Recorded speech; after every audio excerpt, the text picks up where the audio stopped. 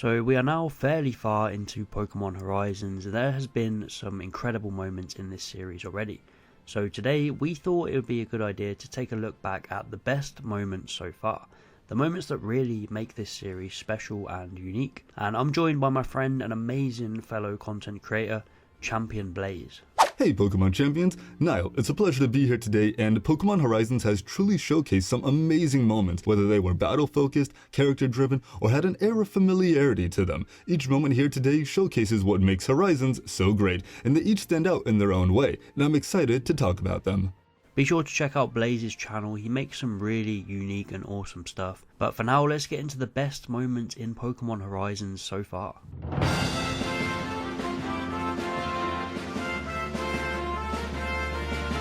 Kicking off this list, we have the now iconic entrance from one of the best characters in this show, Freed.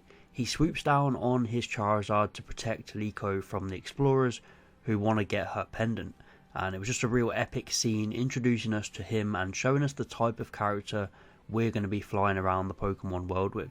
It was your typical anime entrance where someone swoops in last minute to save someone else, and it kicks off this series with a bang as Freed clashes with Amethio's Cerulege.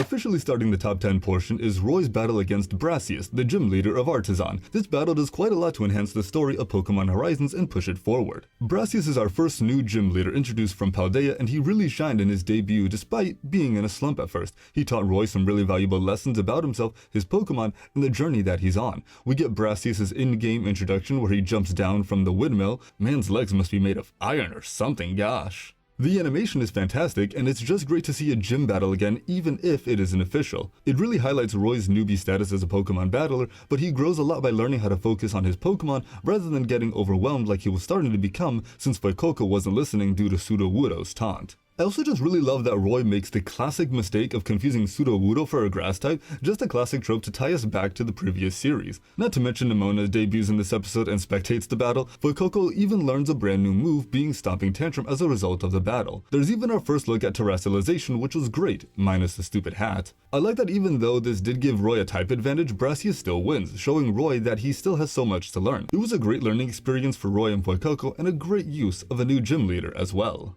Next we head over to episode 21 where we see Liko save a frightened Hatenna from the storm, and then she ends up catching it. This was a fantastic moment which really shows off the type of person Liko is and how she wants to do things on her journey.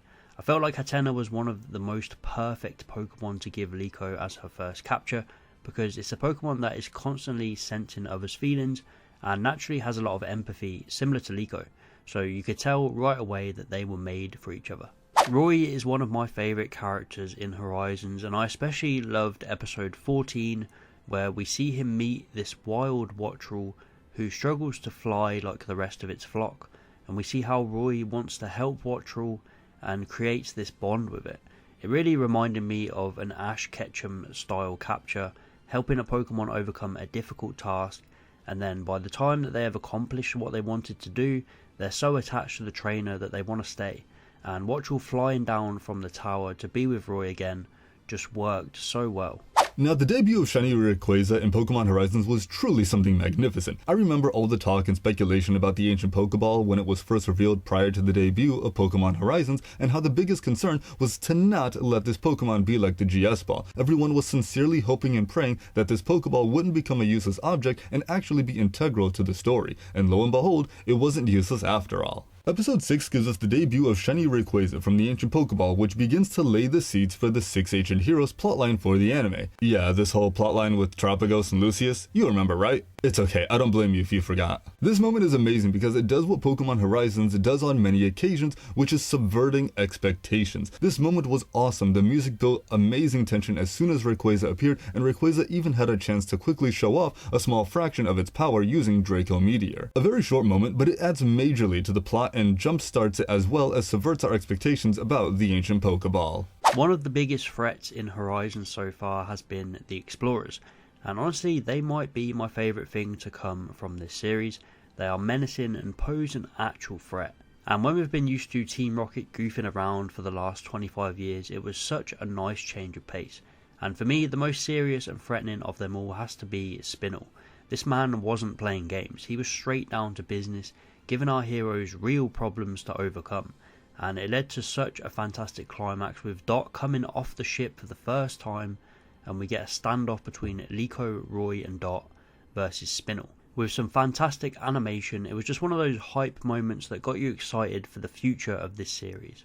Starting the top 5 portion is a bit of a tearjerker as we're going to discuss Dot catching Tinkatink. If you want to grab some tissues, do so now. Up until this episode, it's been a while since we saw a proper Pokemon capture, something Pokemon Horizons is really lacking. But they gave us this capture and it was so wholesome, well written, built up perfectly, and is such an Ash Ketchum capture that I loved every second of it. It's a perfect payoff to Dot and Tinkatink's interactions throughout the episode. Tinkatink takes a prop from Dot to make a new hammer and then proceeds to follow them back to the ship so it can show Dot. But there's also an earthworm that's eating the ship's iron, and because Tinkatink likes to make things from iron to make new hammers, the crew suspects it was Tinkatink. But there's a wholesome moment where Dot stands up for Tinkatink to build their bond even more. Then to solidify this, Dot and Tinkatink team up to battle the earthworm and win alongside Quackly. It culminates in this beautifully animated capture with the sun setting and this soothing, harmonious music. It's so touching.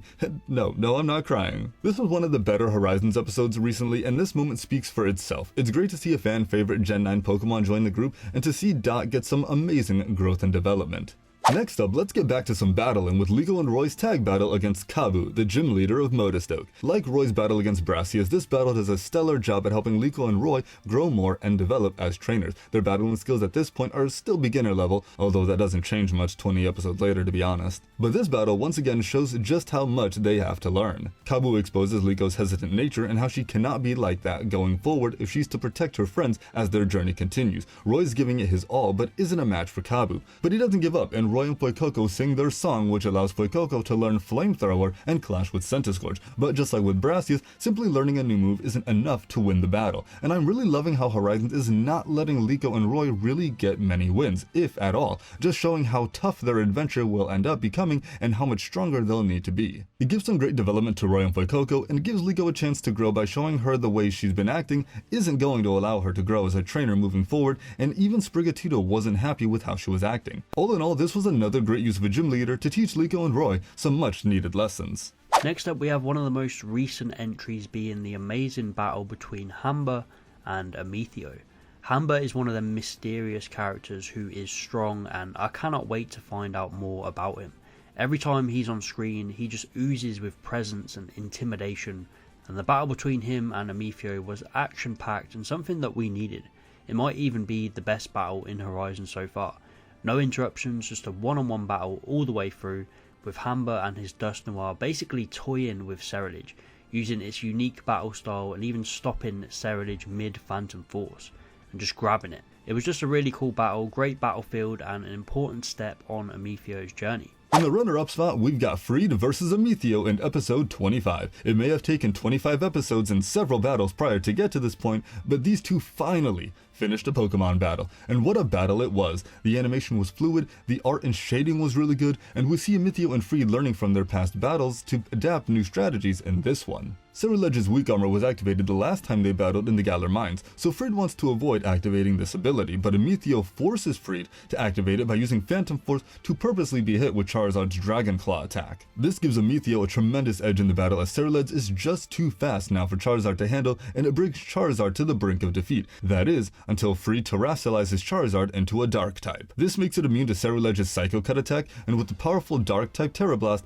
it finishes off Amethio's Ceruledge. The battle was incredible, and it was great to finally see who was the stronger of the two, being Freed. This battle also sets Amethio on his new path of wanting to become stronger and train with Hamber and his Dusknoir, allowing Amethio to receive some development later on. Now before we get to the best moment of Pokemon Horizons so far, there are a few honorable mentions. Let's start with the debut of the hero Lapras. This is probably the best and most perfect example of subverting expectations that we have in Pokemon Horizons so far. In the past, Lapras was always shown as a gentle creature, super kind and trusting of people, super friendly and loving. But here, this Lapras has battle scars. It's a lot larger than a normal Lapras and is more aggressive and meaner. It's just so cool to see the nature of a Pokemon we're so familiar with do a complete 180 here. I also love it more because it confirmed part of my theory when I predicted who the 6 heroes would potentially be last year, and I can't believe I still got Lapras and Galarian Moltres right. We had to give another quick mention to the boy Amethio, where he flies in on his Corviknight to face down a whole damn Rayquaza.